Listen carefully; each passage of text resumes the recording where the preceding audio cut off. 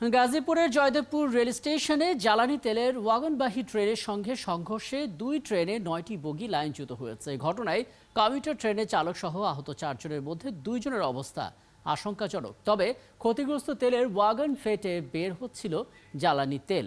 সকাল 11টার দিকে Joydebpur railway জংশনে outer সিগন্যালে দাঁড়িয়ে থাকা জ্বালানি তেলবাহী ট্রেনকে ধাক্কা দেয় একই লাইন ধরে টাঙ্গাইল থেকে আসা একটি কমিউটার ট্রেন। কমিউটার ট্রেনের দুটি বগির সামনের দিকে দুমড়ে মুচড়ে যায়। প্রাথমিকভাবে ভুল সিগন্যালের জন্যই দুর্ঘটনা ঘটেছে বলে মনে করছেন জেলা প্রশাসন কর্মকর্তা। আর এই দুর্ঘটনার পর বন্ধ হয়ে যায় ঢাকার সাথে উত্তরবঙ্গের ট্রেন চলাচল। 4 ঘন্টা পর বিকল্প পথে ট্রেন চলাচল শুরু হয়। এরই মধ্যে বাড়তি সতর্কতা হিসেবে স্টেশনে 2 প্লাটুন বিজিবি মোতায়েন করা হয়েছে।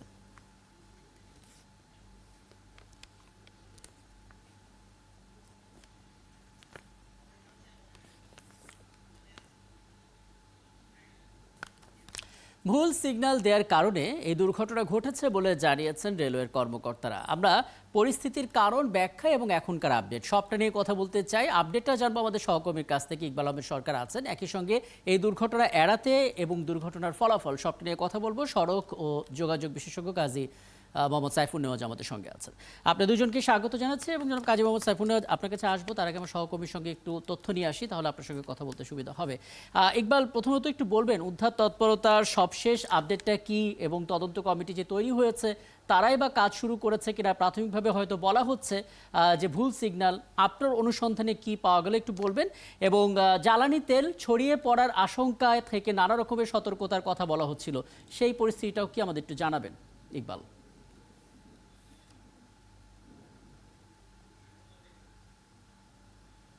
তৎপরতা বলতে এখন পর্যন্ত ট্রেন চলাচল অনেক আগেই স্বাভাবিক রয়েছে, কিন্তু 7 ঘন্টা পরে উদ্ধার তৎপরতাটা এখনো শেষ হয়নি।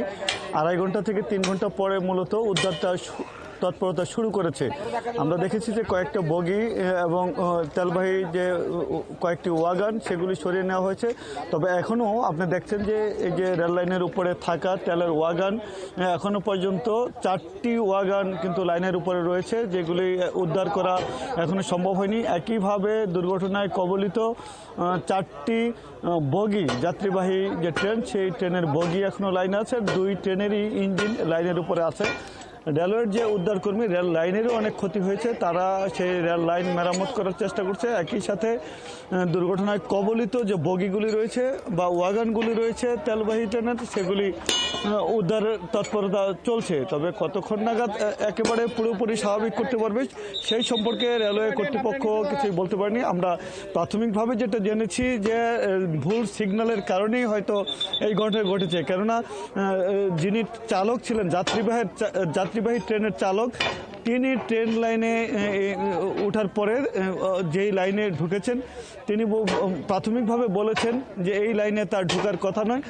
তিনি সিগন্যাল পেয়ে এই লাইনে ঢুকেছেন এবং ঢোকার পরেই দেখেন যে তেলবাহী ওয়াগনটি, যেটি তেলবাহী ট্রেন, সেটা একই লাইনে, কারণ এক লাইন দিয়ে আসার কথা, আরেক লাইন দিয়ে যাওয়ার কথা, কিন্তু যাত্রীবাহী ট্রেনটি ঢাকার দিকে যাচ্ছিল, যেই লাইনে তার যাওয়ার কথা সেই লাইনে না গিয়ে যে লাইনে ঢাকা থেকে উত্তরাঞ্চল বা উত্তরবঙ্গের দিকে আসার কথা ট্রেন, সেই লাইনেই এসেছে।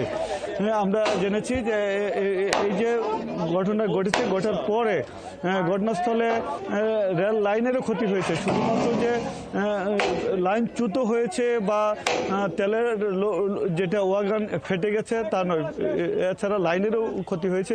সেই ক্ষতিগ্রস্ত লাইনও মেরামত করার চেষ্টা চলছে। আর তেল ঝরে পড়ে আমরা দেখেছি যে অনেক জ্বালানি, আপনি বলছেন ছড়িয়ে গেছে, দূর দূরান্তে ছড়ে নাই, যেহেতু রেল লাইন পাথর, এই পাথরের মধ্যেই পড়েছে, তো সেই জায়গাটিকে যে ঘিরে রাখা হয়েছে, আইন শৃঙ্খলা বাহিনী ঘিরে রেখেছে। একটা ক্রাইম সিনের যে ধরনের ট্যাপ থাকে, এই ট্যাপ দিয়ে চারদিকে ঢেকে রাখা, ঘেরাও দেওয়া হয়েছে। একই সাথে ফায়ার সার্ভিসের যারা কর্মকর্তা আছেন বা দমকল কর্মী রয়েছেন, তারাও ঘটনাস্থলে আছেন, যে কোনো ধরনের অঘটন যদি ঘটে বা তেলের থেকে যদি আগুন লাগার মতো কোনো ঘটনা ঘটে যায় কোনো কারণে, তাৎক্ষণিকভাবে তা মোকাবেলার জন্য সবাই প্রস্তুত রয়েছেন। তো এইভাবেই এখনো পর্যন্ত যেটা বলেছিলেন যে 3 সদস্যের কমিটি গঠন করা হচ্ছে জেলা প্রশাসনের পক্ষ থেকে, আর 2টি কমিটি রেলওয়ে বিভাগের পক্ষ থেকে করা হয়েছে, একটা বিভাগীয় আর একটা জোনাল, রেলওয়ের জোনালের পক্ষ থেকে 5 সদস্যের করে কমিটি। তো এই 3টি কমিটি আগামী 3 দিনের ভিতরেই কাজ শেষ করবে। এর মধ্যে জেলা প্রশাসক যেটা জানিয়েছেন যে জেলা প্রশাসনের তদন্ত কমিটি 2 দিনের মধ্যেই তাদের তদন্ত কাজ শেষ করে মানে রেলের পক্ষ থেকে জেলা প্রশাসনের পক্ষ থেকে আলাদা আলাদা তদন্ত কমিটি আলাদা আলাদা সময় তারা এই তথ্যগুলো জমা দেবে, এবং আপনি তো নিশ্চয়ই আছেন ইকবাল, পরবর্তীতে আপনার কাছে নিশ্চয়ই আরও তথ্য আমরা জানবো। সহকর্মী ইকবাল আহমেদ সরকার আমাদের সঙ্গে যুক্ত ছিলেন, এবং এই আলাপটা নিয়েই জনাব সাইফুন নেওয়াজ আপনার কাছে আসতে চাই। আপনি শুনলেন আমার সহকর্মীর কথা, মানে বারবার একই বিষয় ঘটে এবং একই ঘটনা ঘটার পর আপনাদের কাছে আসি এবং সেই জায়গা থেকে নানামুখী পরামর্শ নিয়ে আলাপটা শেষ হয়, তারপর আবারও একই ঘটনা ঘটে। আপনি আজ যা দেখলেন, কোথায় কোন গলতটা আপনার কাছে মনে হচ্ছে যে কারণে এই ঘটনাটা ঘটলো? আচ্ছা, প্রথমে যে ঘটনা দেখলাম, দেখুন কিছু না, কিন্তু ভৈরবে এই ধরনের মুখোমুখি একটা সংঘর্ষ আমরা দেখেছি যে একই লাইনে দুটো ট্রেন চলে আসা। দেখেন, সাধারণত মানে ট্রেনকে আমরা একটা নিরাপদ বাহন বলি, এবং সাধারণত এখানে কিন্তু একই লাইনে দুটো ট্রেন চলে আসা খুবই অস্বাভাবিক, বাট এটাকে আমরা একটা নিয়মিত ঘটনায় তৈরি করে ফেলেছি। এবং কেন করতে পেরেছি?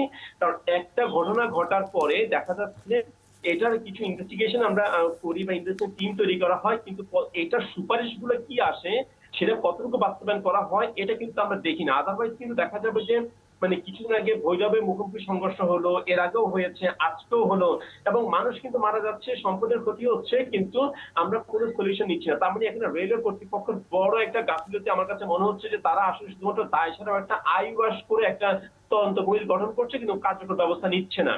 এখন আসেন যে ঘটনাগুলো কেন ঘটে।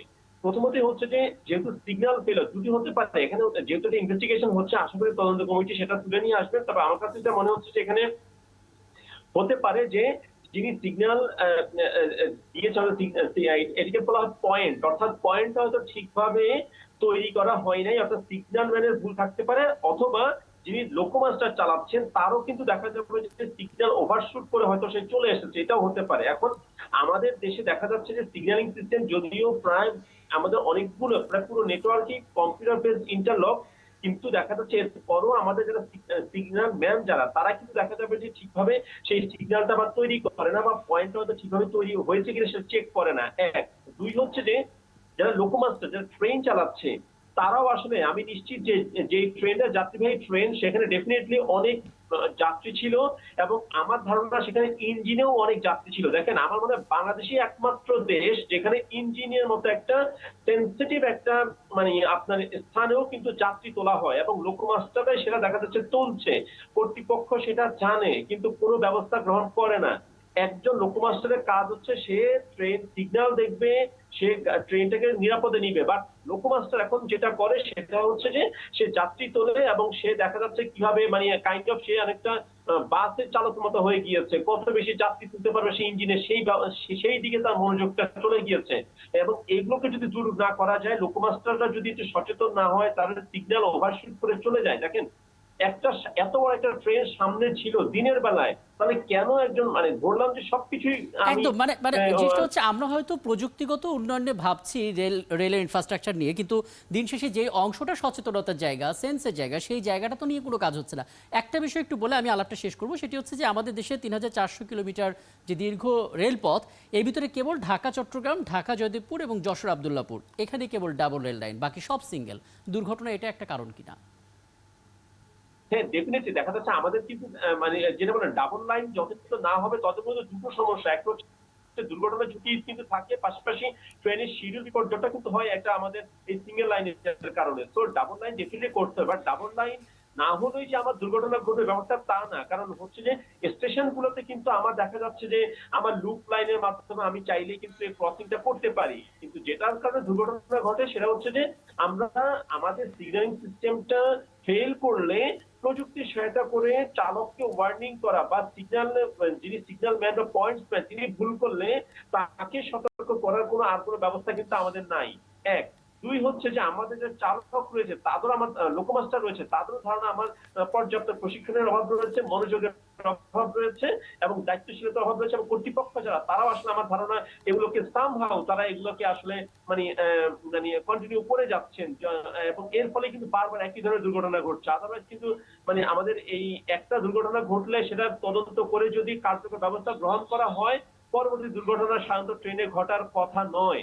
বাট এখানে কিন্তু আমার ঘটে যাচ্ছে। আমি মনে করি এখানে কর্তৃপক্ষ তা এড়াতে পারে না।